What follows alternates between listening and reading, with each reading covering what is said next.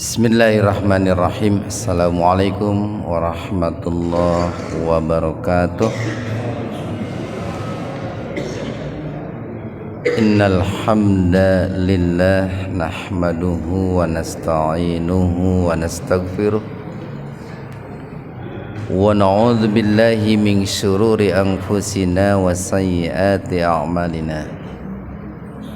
May yahdihillahu fahuwal muhtadi wa may yudlilhu falan tajida lahu waliyyan mursyida.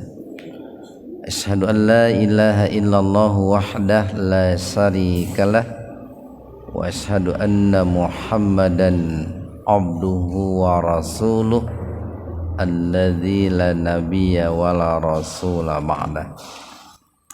Hadirin ikhwatul iman, jemaah Majelis Ta'lim Al-Illiyin yang mudah-mudahan ridha Allah, berkah Allah senantiasa Allah limpah curahkan kepada kita semua. Kajian hadis qudsi pada kesempatan ini itu adalah hadis qudsi yang nomor 3 itu Pak, halaman yang kelima. Dan perlu saya sampaikan bahwa kajian hadis qudsi di dalam kitab Sahih Hadis Qudsi yang ditulis oleh Syekh Mustafa Al-Adawi ini jumlahnya ada 100 lah. Ada 100 hadis qudsi. Walaupun sebetulnya dalam buku ini lebih dari 100. Cuman sebagiannya itu merupakan penjelasan dari hadis qudsi yang dicantumkan juga dalam buku ini. Seperti kemarin kan kita membahas hadis qudsi nomor 1. Nah, hadis qudsi nomor 1 itu berkaitan erat ya, atau secara substansi itu sama dengan hadis qudsi nomor 2. Makanya yang nomor 2-nya enggak kita bahas itu. Karena membahas persoalan yang sama. Hadis qudsi nomor 3 itu secara substansi ya sama dengan hadis qudsi nomor 4 gitu. Atau boleh dikatakan bahwa hadis qudsi nomor 4 itu merupakan penjelasan ya, lebih rinci dari hadis qudsi nomor 3. Maka nanti yang nomor 4-nya tidak kita bahas. Ini nomor 3 halaman yang kelima. Hadis qudsi yang nomor 3 ini berkaitan erat atau terkait dengan firman Allah surat Al-Baqarah ayat 284 sampai 286. Itu yang tadi kita baca dalam rakaat yang kedua ya, salat subuh. Itu firman Allah, a'udzubillahi minasyaitonirrajim, wa in tubdu ma fi anfusikum aw tukhfuhu yuhasibkum bihillah. Wa in tubdu, nah ini kalau dibaca lengkapnya kan dari lillahi ma fis samawati wa ma fil ar wa in tubdu ma fi anfusikum aw tukhfuhu yuhasibkum bihillah. Wa in tubdu, dan jika kalian menampakkan ma sesuatu fi yang ada di dalam anfusikum hati kalian. Nah, yang ada dalam hati itu Pak, secara garis besar ada 2. Kan dalam hadis yang lain Rasulullah mengatakan an-nasu al-ma'adin, manusia itu bagaikan ma'adin. Apa ma'adin itu? Diambil dari kata aden, ain dal nun. Aden itu artinya tempat tinggal, tempat menetap. Dari kata aden itu akan muncul nanti kata ma'adin, artinya barang tambang gitu, barang tambang. Apa maksudnya gitu ya? Maksudnya adalah bahwa dalam hati kita itu, kalau kata ma'adinnya diartikan tempat menetap, dalam hati kita itu bisa menetap berbagai macam sifat, Pak. Bisa menetap berbagai macam karakter, berbagai macam tabiat. Yang secara garis besar kalau bicara sifat manusia itu kan ada dua, ada yang positif, ada yang negatif.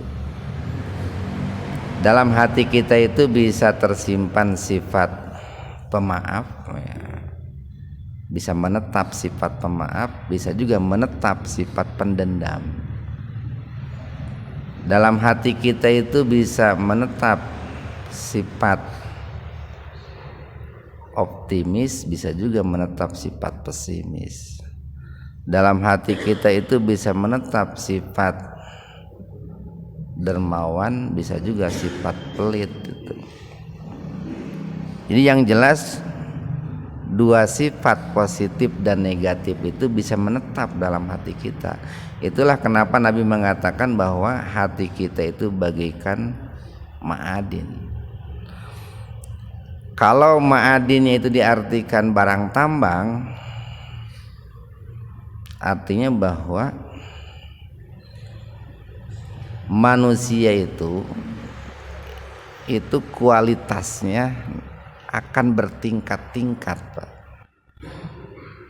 Seperti bertingkat-tingkatnya kualitas barang tambang gitu. Kan barang tambang itu ada perak, ada tembaga, ada emas gitu.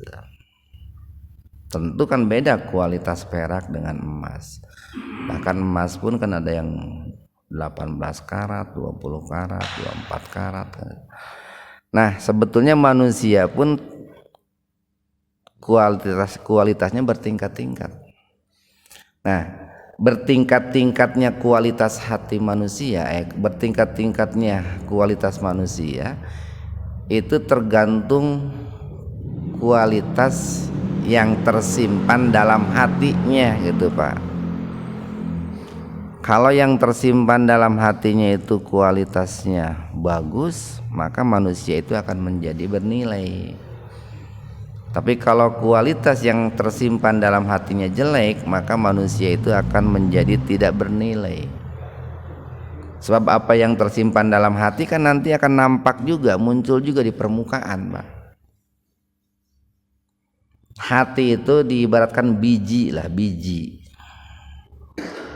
Atau kalau lebih dalamnya bisa dikatakan hati itu kan media, itu media kayak tanah lah, tanah. Lalu kita tanami hati itu dengan, kalau ditanaminya dengan tanaman iman, maka nanti yang akan muncul di permukaan itu muncul dari lisan, muncul dari mata, muncul dari telinga, muncul dari mulut, tangan, kaki. Nah, itu kan buah dari tanaman iman yang ada dalam hati. Itu akan menunjukkan keimanan.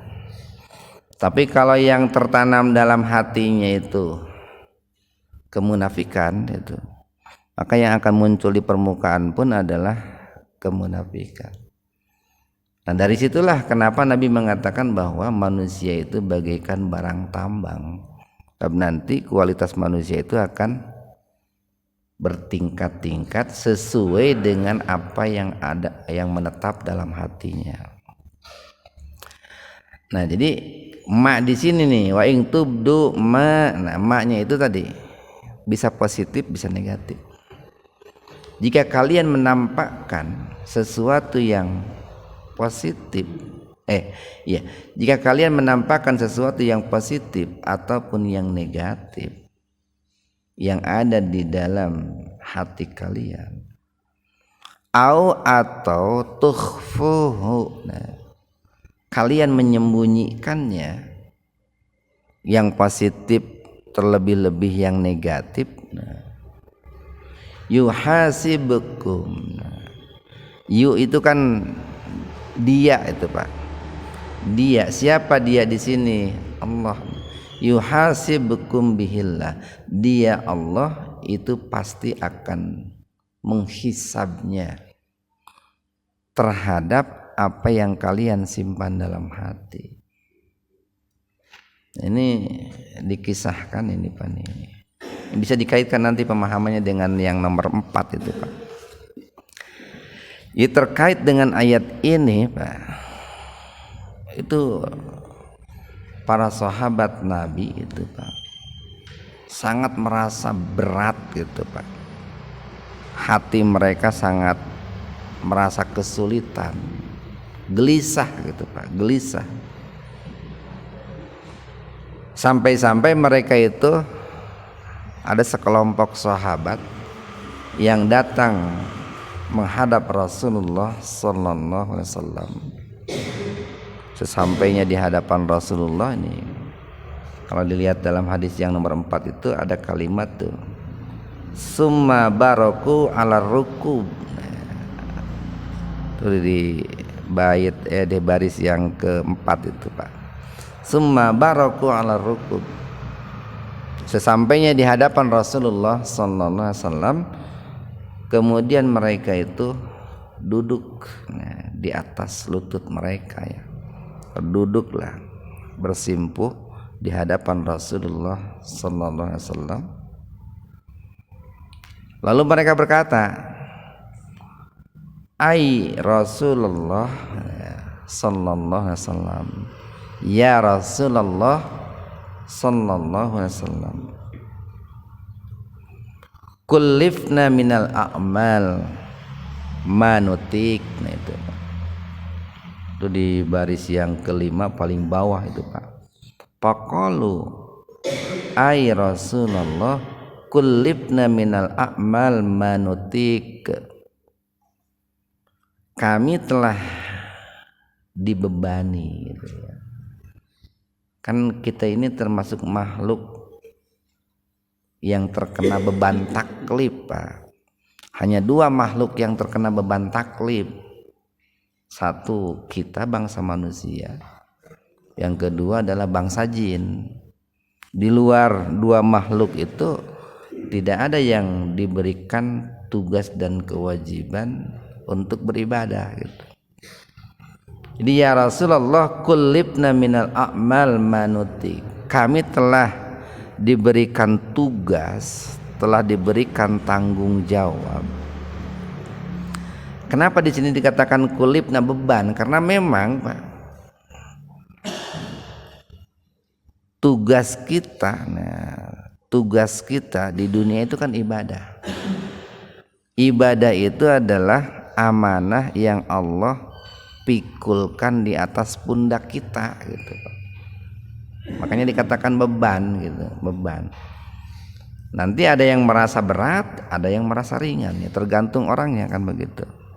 Tapi yang jelas perintah ibadah itu atau tugas kita beribadah di dunia itu merupakan beban. Cuman ada yang menyikapinya dengan berat, ada yang menyikapinya dengan ringan.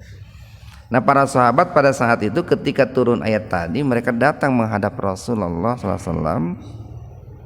Kemudian mereka berkata, ya Rasulullah, kami telah diberikan tugas dan tanggung jawab dengan amalan-amalan yang nutik. Kami sanggup untuk melakukannya, kami siap untuk melakukannya, bahkan bisa jadi kami senang untuk melakukannya. Apa? Satu nih di hadis yang keempat Pak ya, as-salat itu. Jadi kata para sahabat, kalau disuruh sholat, diperintahkan sholat, kami siap gitu, kami senang gitu. Bahkan banyak para sahabat yang menikmati sholatnya gitu, betah dengan sholatnya gitu. Walaupun mungkin bagi sebagian orang hari ini sholat jadi beban juga gitu. Yang kedua, wasyam. Kami diperintahkan untuk melaksanakan saum. Kami mampu gitu. Kami sanggup, kami siap gitu. Yang ketiga, wal jihad. Kami diperintahkan untuk jihad, berjuang di jalan Allah. Di ayat lain kan, bil amwal wal anfus. Berjihad dengan harta, kami siap. Ya sekalipun sesuai dengan kemampuan harta mereka. Berjihad dengan jiwa, kami siap. Jadi orang siap tuh Pak. Dulu para sahabat itu Pak, para sahabat menyatakan diri di hadapan Rasulullah seperti itu. Kadang orang kan geus diancam pekerjaan Pak. Nih kamu kalau seandainya begini pekerjaanmu dicopot, wah geus gentar kalau kita Pak. Itu baru terancam pekerjaan itu. Dulu para sahabat siap untuk berjuang di jalan Allah. Sekalipun nyawa taruhannya. Kita baru pekerjaan taruhannya Pak. Kemudian yang keempat, was-shadaqah. Nah, kami diperintahkan untuk zakat, baik yang wajib ataupun yang sunnah ya. Baik sedekah dengan materi ataupun sedekah dengan non materi, kami siap. Nah itu yang diungkapkan oleh para sahabat di hadapan Rasulullah ketika mereka menemui Rasulullah sallallahu alaihi wasallam. Waqad unzilat alaika, waqad dan sungguh unzilat telah diturunkan alaika kepadamu hadhil ayat ini nih, ayat yang wa in tubdu ma fi anfusikum aw tukhfuhu yuhasibkum billah wala nutikuha. Nah sedangkan kami jujur nih, kami tidak mampu untuk melaksanakan ayat ini. Kami sangat kesulitan untuk melakukan ayat ini, untuk merealisasikan ayat ini. Makanya nih dalam hadis qudsi yang nomor 3 itu ada muncul kalimat nih, lamma nuzilat hadhil ayah wa in tubdu ma fi anfusikum aw tukhfuhu yuhasibkum bihillah qala dakhala qulubahum minha syai'un. Masuk sesuatu ke dalam hati mereka, lam yadkhul yang belum masuk qulubahum ke dalam hati mereka, min syai'in sesuatu. Jadi sebelumnya tidak ada sesuatu yang masuk ke dalam hati mereka, tapi tiba-tiba ketika turun ayat ini ada sesuatu yang masuk ke dalam hati mereka. Nah apa yang masuk ke dalam hati mereka para sahabat itu? Tadi merasa berat Pak, merasa kesulitan untuk mengamalkan ayat ini gitu. Nah dikarenakan mereka merasa berat mengamalkan ayat ini, lalu mereka datang, sekelompok mereka datang menghadap Rasulullah SAW, lalu menceritakan di hadapan Rasulullah. Ketika turun ayat salat, mereka sedikit pun tidak merasa berat. Walaupun kan awalnya salat itu salat tahajud Pak. Sebelum perintah salat 5 waktu kan diperintahkannya itu salat qiyamul lail. Dulu mereka tidak berat Pak, bangun malam itu enjoy aja gitu. Kita sudah enjoy belum gitu Pak? Mereka diperintahkan saum, tidak ada keluhan gitu. Diperintahkan jihad, tidak ada keluhan. Malah dulu kan dikisahkan banyak tuh bahwa para sahabat itu termasuk itu ada sahabat yang kakinya pincang itu sahabat Amr bin Jamuh itu Pak. sahabat yang sudah usia 60 tahun, kakinya pincang sebelah. Ketika akan berangkat berjihad, beliau tidak diizinkan oleh anak-anaknya, karena tadi melihat usianya yang sudah lanjut dan kondisinya yang kakinya pincang sebelah. Lalu Amr bin Jamuh itu datang menghadap Rasulullah sambil menangis, anak-anak saya telah melarang saya pergi membersamaimu dalam perjuangan ini. Padahal saya itu ingin menemui syahadah gitu. Akhirnya diizinkan oleh Rasulullah sallallahu alaihi wasallam. Nah, di medan perang kan Amr bin Jamuh ini ya dikabulkan doanya oleh Allah. Mula-mulanya kan kakinya yang sebelah tertebas itu, putus itu Pak. Ulama mengatakan sampai kiwir-kiwir katanya. Hanya terbungkus kulit saja sudah putus. Akhirnya kakinya diputuskan sekalian oleh Amr bin Jamuh itu karena susah untuk melangkah. Sambil berkata, selamat tinggal wahai kaki kiriku katanya. Selamat berjumpa lagi di dalam surga. Beliau maju, kemudian tertebas juga kaki kanannya dan meninggal beliau itu. Siap, jadi mereka dulu para sahabat ketika disuruh berjihad siap berjuang di jalan Allah itu. Disuruh zakat, infak, sedekah, kurban, apapun ibadah harta, mereka siap gitu Pak, siap. Tapi ini ketika turun ayat ini berat nih, masuk ke dalam hati mereka itu sesuatu yang sulit, yang berat. Akhirnya mereka menemui Rasulullah itu. Kita lanjutkan nih. Pada saat itu Rasulullah menjawab. Nah, jawabannya itu Pak, jawabannya itu bisa Bapak lihat di hadis nomor 4 tuh. Halaman 7, baris yang kedua. Aturiduna an taqulu, apakah kalian menginginkan untuk mengucapkan kama qala ahlul kitabain. Ini agak dipercepat ini Pak. Saya mau ke Rumah Sakit Sentosa nih jam setengah 7. Apakah kalian itu akan mengatakan seperti apa yang dikatakan oleh dua ahlul kitab min qablikum, sebelum kalian? Siapa dua ahlul kitab itu? Yahudi Nasrani. Apa perkataan mereka itu? Sami'na wa asaina. Kami mendengar tapi kami menentang, kami melanggar. Ngadenge sih ngadenge gitu tapi menentang. Itu perkataan ahlul kitab dulu. Jadi jawaban Rasulullah ini merupakan sebuah teguran untuk para sahabat yang datang menghadap Rasulullah itu. Apakah kalian ingin mengatakan sami'na wa asaina seperti yang dahulu dikatakan oleh Yahudi terhadap Nabi Musa ataupun Nasrani terhadap Nabi Isa alaihi wassalam? Bal qulu nih. Jadi kali itu dia membahas hadisnya apa nih? Nomor 3, nomor 4, nomor 3, nomor 4 begitulah.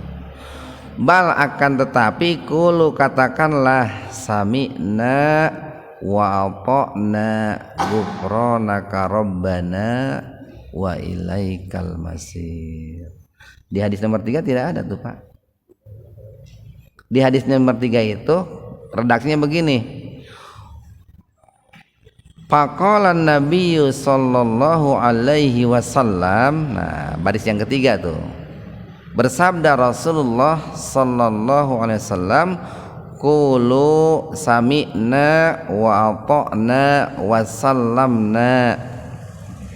Tapi katakanlah kami beriman, kami mendengar, kami mentaati, dan kami berserah diri. Qala, perawi hadis ini berkata, fa'alqallahu, lalu Allah memasukkan, menancapkan al-imana, keimanan, fi qulubihim, ke dalam hati mereka. Jadi begini nih Pak nih,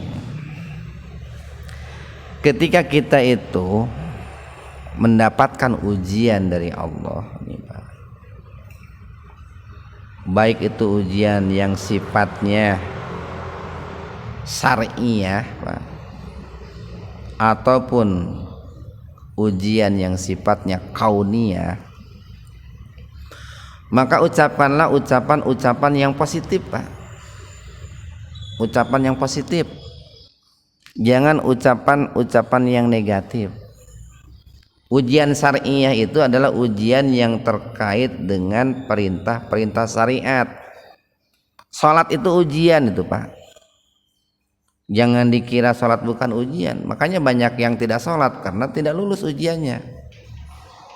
Berjamaah itu ujian, saum itu ujian, zakat, infak, sedekah, kurban, silaturahim itu ujian syariah itu. Cuman yang kita kenalkan rata-rata yang disebut ujian itu yang terkait dengan fisik kita gitu. Itu baru disebut ujian oleh kita. Padahal ujian sejatinya itu adalah ujian syariah. Ya, yang menimpa diri kita pun itu ujian gitu. Jadi ada ujian syariah, ada ujian kauniyah. Nah, ketika kita diuji oleh Allah dengan ujian baik syariah ataupun kauniyah, maka kita harus menyikapinya dan mengatakan kata-kata yang positif, yang baik, seperti yang diucapkan atau yang diperintahkan oleh Rasulullah sallallahu alaihi wasallam kepada para sahabat. Katakanlah sami'na wa ata'na wa sallamna. Kenapa kita harus mengatakan kata-kata yang positif? Pertama nih, kata-kata itu Pak, kata-kata yang keluar dari mulut kita itu akan berkembang Pak, membesar.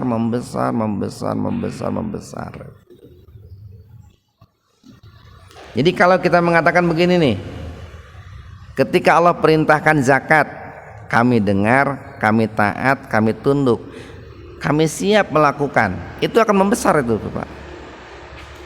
Seiring berjalannya waktu, ucapan kita itu akan membesar, sehingga kita dengan senang hati melakukannya.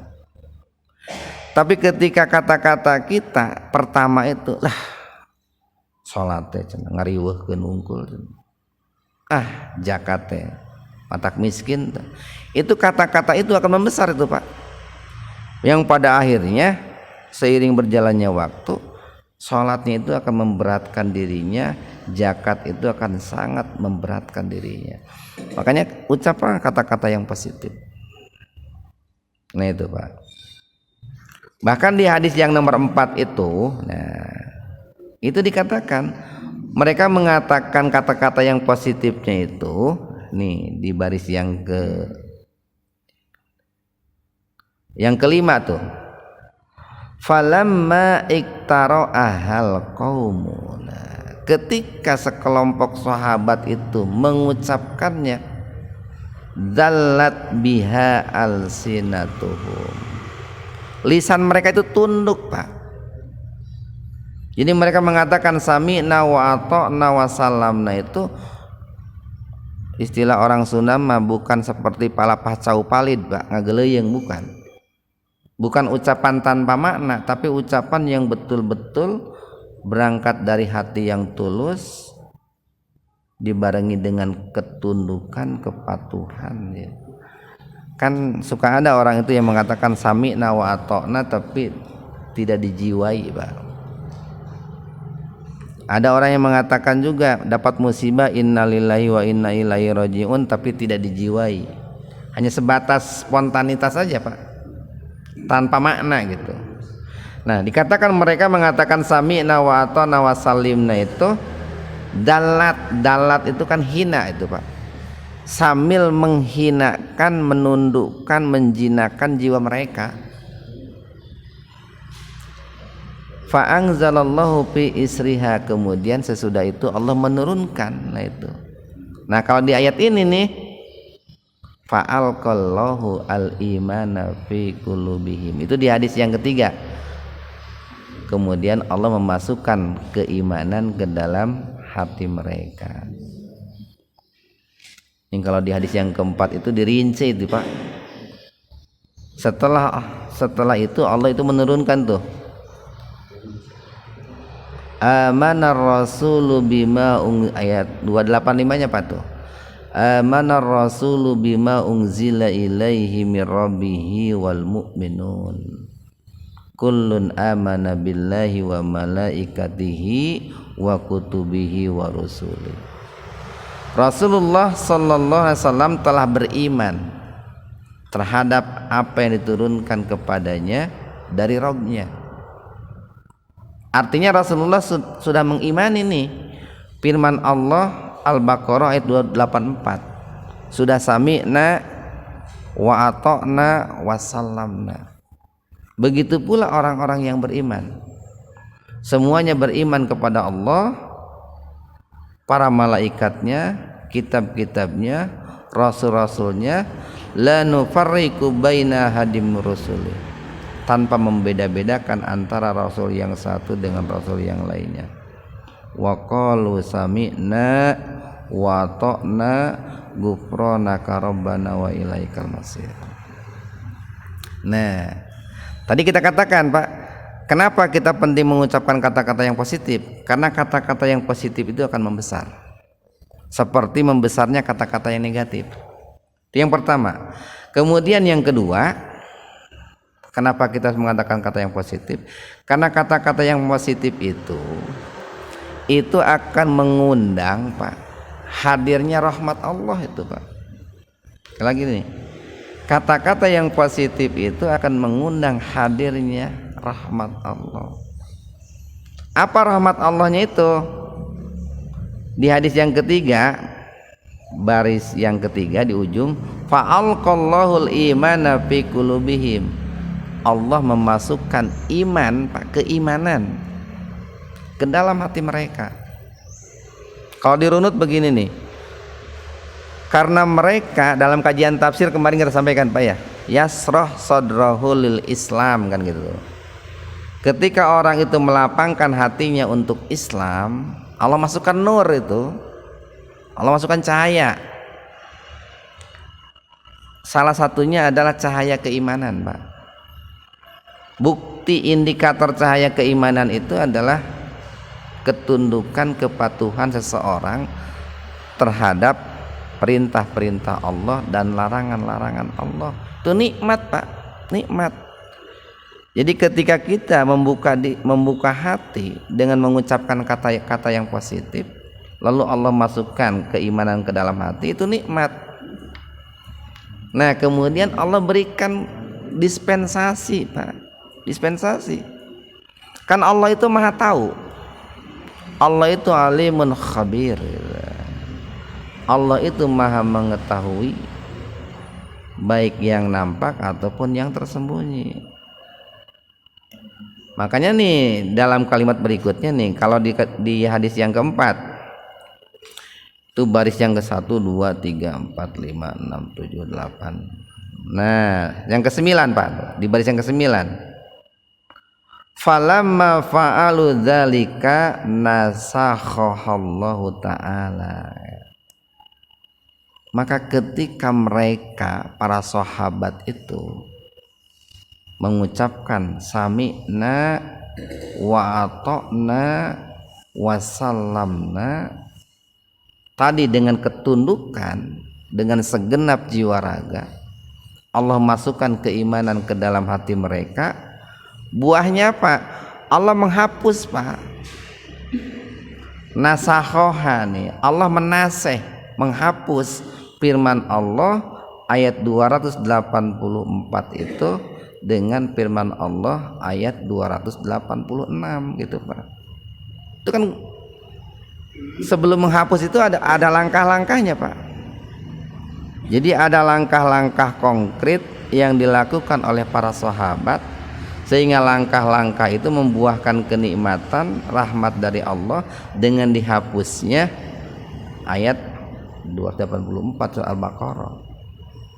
Yang ini yang disebut dengan nashul hukmi wa baqaur rasmi itu. Hukumnya dihapus tapi tulisannya masih ada, Pak. Di Al-Qur'an masih ada tulisannya.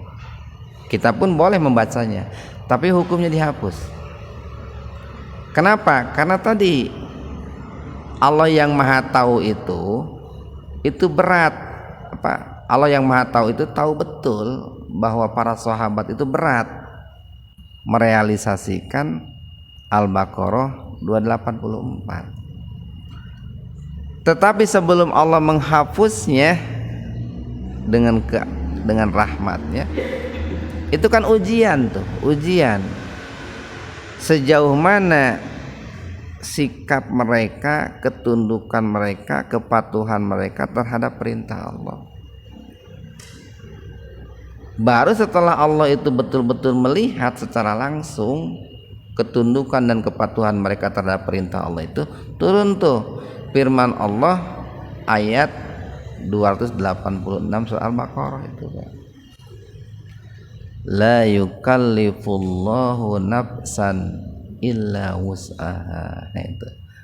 Jadi jangan begini encan ge encan gitu, Pak ya. Perintah Allah itu dilaksanakan sudah pesimis duluan gitu. Jangankan dilakukan gitu, atau belum juga dilakukan sudah ngagurutu duluan itu. Gitu. Kakare kamari ditah jakat ayeuna geus jakat deui. Kakare ge ujian teh kamari gering ayeuna geus gering deui. Nah, justru sikap itulah yang akan menjauhkan rahmat Allah itu, Pak. Sikap seperti itulah yang akan menjauhkan pertolongan dari Allah. Tapi dengan sifat optimis, menerima, mendengar dan taat, itu nanti rahmat Allah itu akan datang. Seperti dalam cerita ayat ini nih, turunnya firman Allah Al-Baqarah 286 itu setelah Allah melihat proses langsung bagaimana ketundukan dan kepatuhan para sahabat itu, barulah turun nih, la yukallifullahu, Allah tidak akan membebani nafsan, suatu jiwa, illa melainkan wus'aha, sesuai dengan batas maksimal kemampuannya, Pak. Lain kemampuan ala kadarnya, Pak,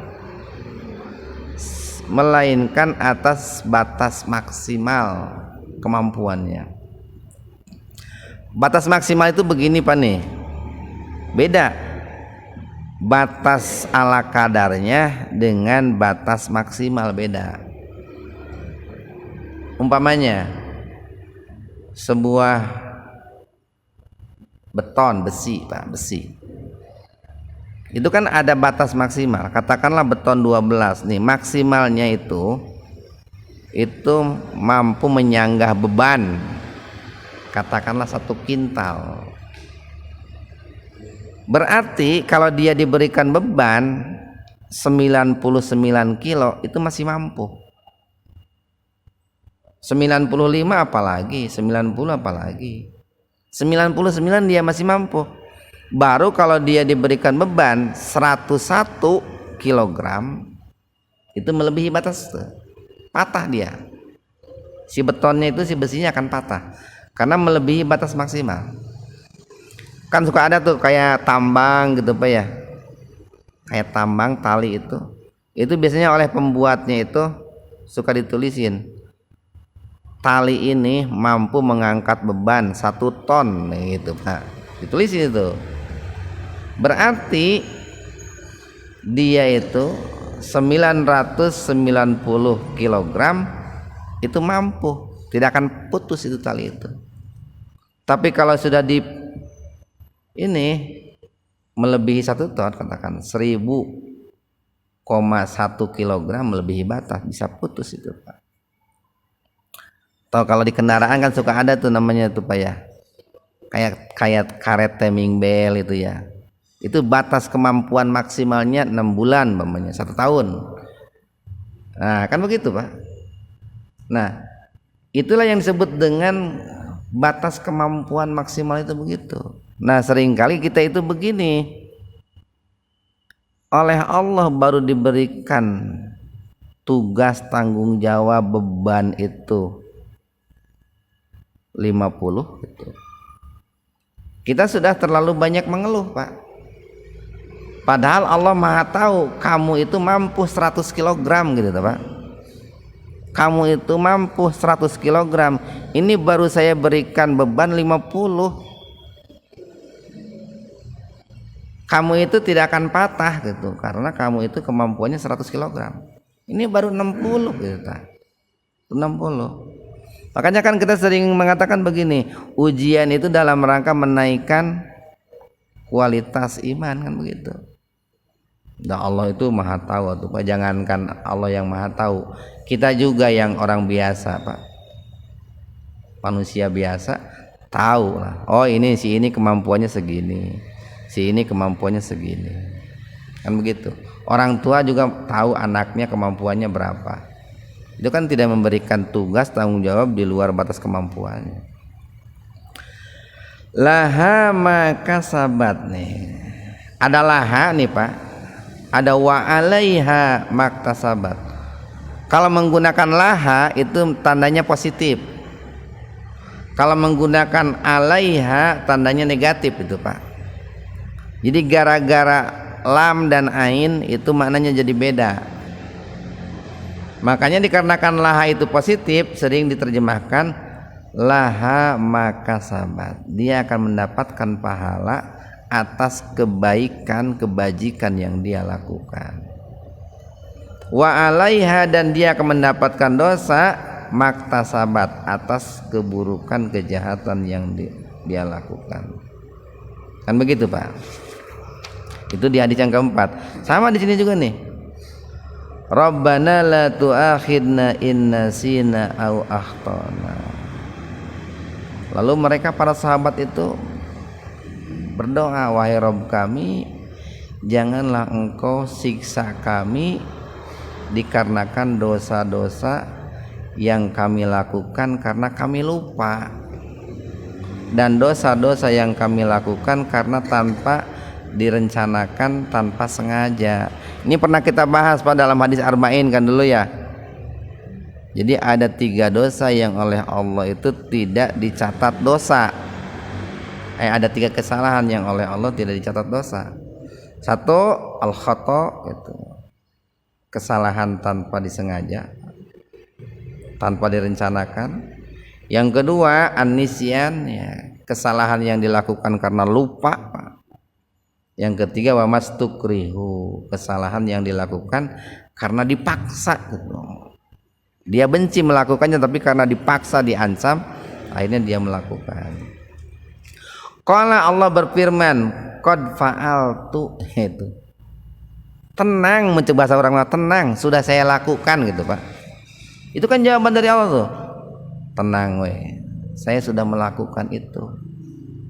Saya tidak akan membebani kamu dengan sesuatu yang kamu tidak mampu. Tenang gitu.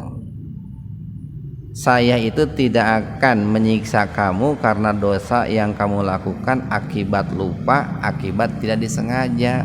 Itu kalau di hadis yang ketiga bahasanya qad fa'altu. Kalau di hadis yang keempat bahasanya qala na'am, oke, gitu, Pak. Ya, gitu. Ya Allah, janganlah engkau menyiksa kami atas dosa kami yang kami lakukan karena lupa dan tidak sengaja. Naam, gitu. Ya, oke. Di hadis yang ketiga, qad fa'altu, sudah saya lakukan katanya. Kita lanjutkan nih. Rabbana wala tahmil alaina. Ya Allah, janganlah engkau bebani alaina, di atas pundak kami, isron, beban yang berat. Hamil itu kan membawa, Pak. Wanita yang hamil itu kan kandungannya tidak pernah ditunda. Mau ke WC dibawa, mau ke mall kan dibawa.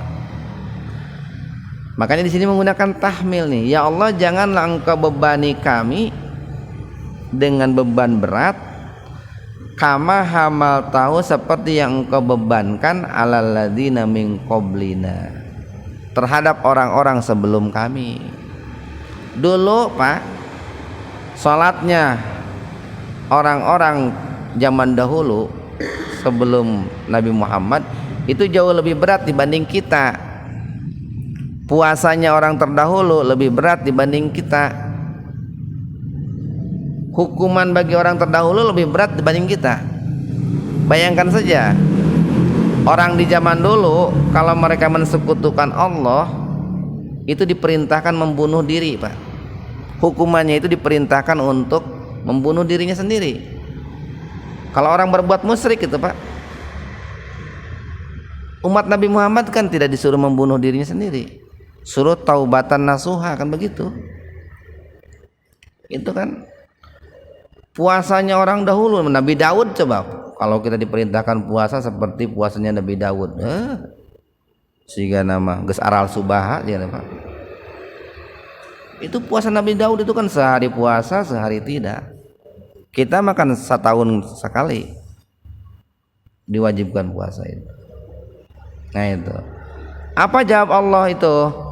Qala, Allah berfirman, qad fa'al, itu sudah saya lakukan gitu. Saya itu tidak akan membebani kalian dengan beban yang berat seperti umat-umat terdahulu. Kalau di hadis yang keempat jawabannya apa? Qala na'am, oke gitu. Sudah saya lakukan gitu Pak. Itu jawab Allah begitu. Lalu doa berikutnya nih, waghfir lana. Nah, ya Allah ampunilah kami, warhamna, rahmatilah kami, anta maulana, engkau adalah pemimpin kami.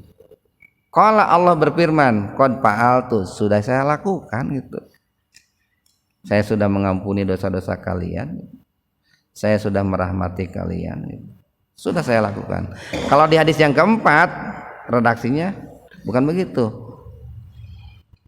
Qala na'am gitu. Malah ada tambahan sedikit nih. Wa'fu anna waghfir lana warhamna anta maulana fangsurna alal qaumil kafirin. Qala, Allah berfirman di penghujungnya itu Pak, na'am, oke gitu. Nah, itu kan beberapa kenikmatan dari Allah, dan itu merupakan buah Pak, buah dari Allah ketika seseorang itu tadi, pertama dia mengucapkan kata-kata yang positif ketika Allah berikan tugas dan kewajiban, kita menyambutnya, dia menyambutnya dengan senang hati, sami'na wa ata'na wa salamna. Kemudian yang kedua, Allah berikan solusi yang terbaik bahkan termudah sehingga kita tidak merasa terbebani gitu. Mudah-mudahan ada manfaatnya untuk kita semua. Subhanakallahumma bihamdika asyhadu an la ilaha illa anta astaghfiruka wa atubu ilaik. Assalamualaikum warahmatullahi wabarakatuh.